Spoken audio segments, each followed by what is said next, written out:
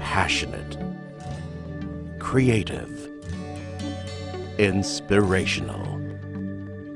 3 different stories, 3 different people who relentlessly pursued and finally reached their dreams, together with Fern. Born on May 17, 1972, Patrick comes from a family of hard-working entrepreneurs. Nag-umpisa ako sa Fern sa pag-imbita sa akin ng isa kong kaibigan. In fact, ginagawa na niya yung Fern for a few months. No? Sabi niya, attend ka. Wala nang mawawala. So, based on that invitation, sabi ko, at that time, transition period ng buhay ko yun. Medyo challenging. At the same time, very trying sa akin. Nag-attend ako. Little did I know na yung negosyong pala na yun, makakapagpabago ng buhay ko. So, I became a member in August 8, 2006. As the only girl in a sibling group of 3, Michelle from Tagbilaran City grew up with a strong outlook on life. Last 2006, it was actually my brother Richard who introduced me to the business. But that time, I wasn't yet ready to join him, and I did not take the business seriously. It was only after a couple of years when he was able to convince me to join some of the trainings of Fern, of which I was so amazed with how beautiful the company is and the people around it. And eventually, I decided to take the business seriously. It was then that I started to plan things out and form my team. With a musical background, Cheryl started her adult life working outside the country as an entertainer to provide for her family. I was an OFW bago ako na-involve sa network marketing. For almost 3 years, I've experienced 1 year, walang day off. Para sa amin kasi yung araw, yung oras, pag hindi namin tinrabaho yon, sayang din. So instead na magdi-day off, kakanta na lang kami. And then after that, pagkatapos ng kontrata ko for almost 3 years na walang uwian, as in wala talagang uwian kahit makadalaw sa pamilya. True to the teachings of his parents, Patrick always went the extra mile when it came to his new business ventures.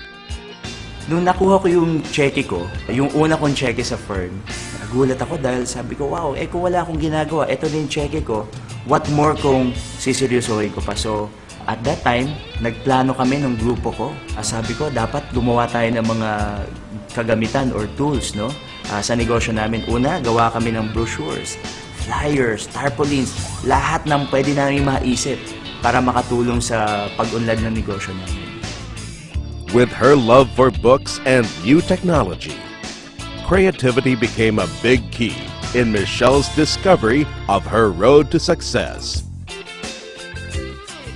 One of the reasons why I was so enticed to join my brother in this business was when I saw his downlines or his business partners already achieving prosperity. I saw their humble beginnings and I saw the change that was happening in their lives. And I also wanted to instill that same prosperity to the members of my network. And so I decided that my strategy would not be through the numbers game, but I would be after of the quality of my people over quantity. I only have very limited time to train them because I'm only one. I wanted to duplicate myself. And so every person who joins my team, I see to it that that person becomes a well-rounded entrepreneur by conducting trainings, by supporting him the best way I can so that he can grow faster in the business. I organize meetings often. I plan things out. I strategize new and creative ideas.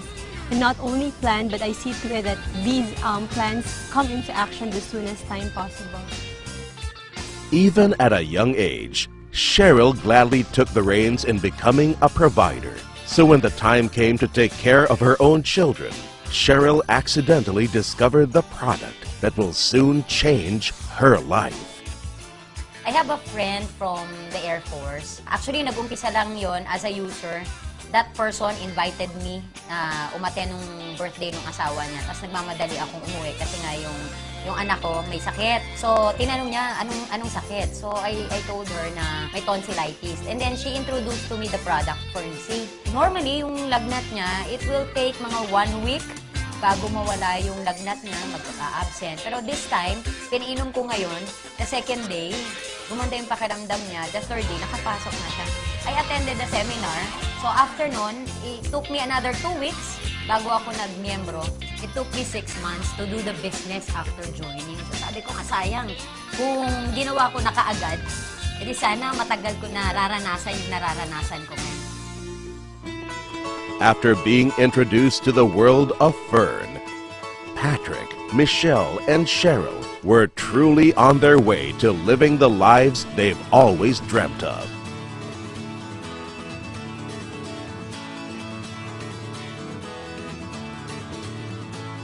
Dati naalala ko sa bahay namin, nagbibiro ako. Sabi ko, pakihanda nga yung pakilinis nga yung Porsche o kaya yung Mercedes-Benz. Nakakatawa kasi ngayon, pag sinasabi ko yun, nandyan sila. Nandyan sila sa garahe ko. At dahil lang dito sa negosyo namin sa Fern yan. Of course, the financial benefits will always be there. A lot of people ask me, Shell, what have you bought from your rebates in Fern? I always tell them I'm not the type of person who wants to buy many things. But I used my Fern rebates or the income that I got from Fern in pursuing my passion, and that is to travel. So I get to travel with my friends without having to ask money from my parents. May mga material things din ako na nakuha. Dati-dati, iniisip ko yung mga bumibili ng mga bag na mga mamahalin. Nasa isip ko, siguro sira ulo itong mga babae na to. Bakit bumibili ng 50,000, 100,000? So para sa akin, nag-aaksaya ng pera. Yun pala, kaya ko lang sinasabi yun kasi that time wala akong pambili. Pero nung nagkaroon ako ng sarili kong income dito sa Fern, I was able also to experience yung ano bang pakiramdam kapag ang hawak mo is bag na ang value is 100,000 pesos. So, ang ganda. More than their financial gains, today, these three dreamers gladly share their blessings with their families and friends.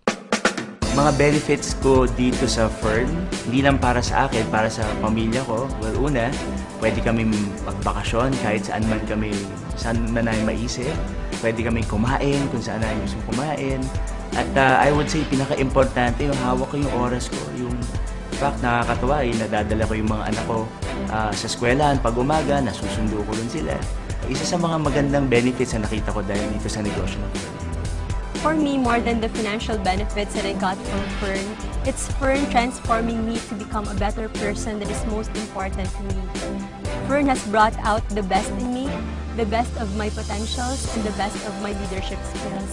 And I'm so happy to become an instrument of transforming other people's lives because of Fern.